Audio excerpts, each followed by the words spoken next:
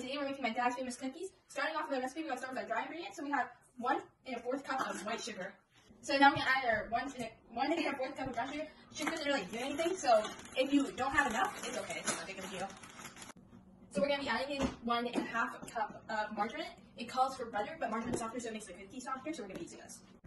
Okay, so we have to preheat the oven first, but first things first, we got to check our oven because we don't want to turn it on and then have something in there that can burn us.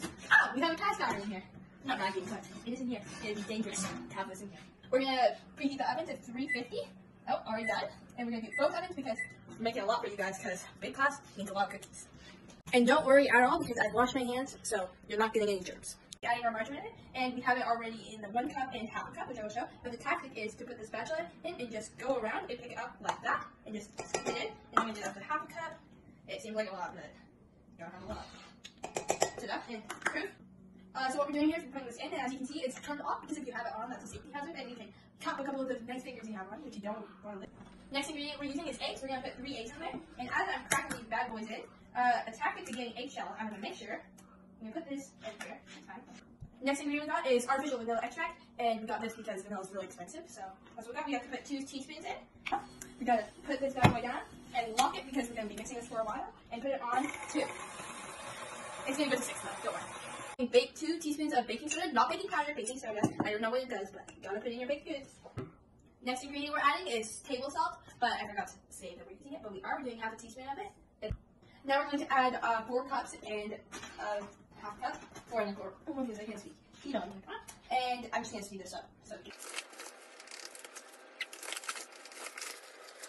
Now we got whisk it up to get that air in there so it becomes light and fluffy. And then we got 10-inch piano whisk. They're very nice for mixing dry ingredients because it goes through it really quickly. And there you go. Just a quick little mix. Don't have to mix it forever, but once you mix it, get the air flow in there, which will make it better. So this is what it's gonna look like when it's done. You can see that it's light and fluffy, so that's how you know it's gonna be good. We're gonna add in 1/3 of the flour. And then we're gonna not turn it on because that'll make the flour shoot everywhere. So we're just gonna, see I just put it down way everywhere. We're just gonna pulse. Oh. And now we're gonna add another 1/3 in. We'll speed this up. Now we're gonna add the last bit in because 1/3 split into 3, so last one.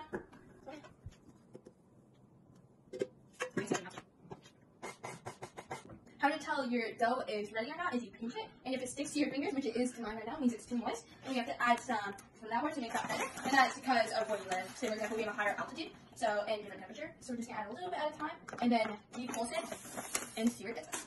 Next up, we have to do chocolate chips, which are the best part, because it's a snack on the holiday making, and we do 1 cup of normal chocolate chips, and the rest of it calls for 1 cup of s'mores and butterscotch, but we just end up doing a little bag, only $5 a bag anyways.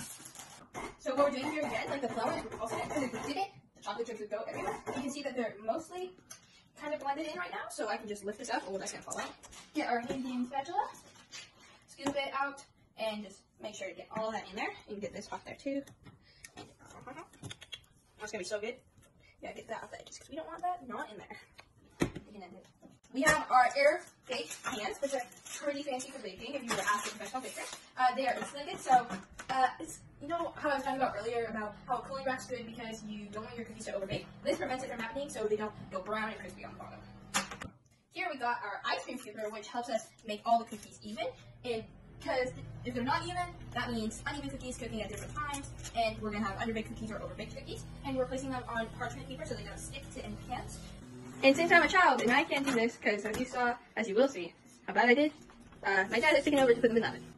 What we're doing here is we're taking the cookies off here and putting them onto the cooling rack, and some of them might be breaking a little bit because they need to cool off, and so they harden and not just go soft and break. And you are now welcome to try them if you'd like. There's no pressure at all. They have gluten and dairy in them because of the chocolate chips.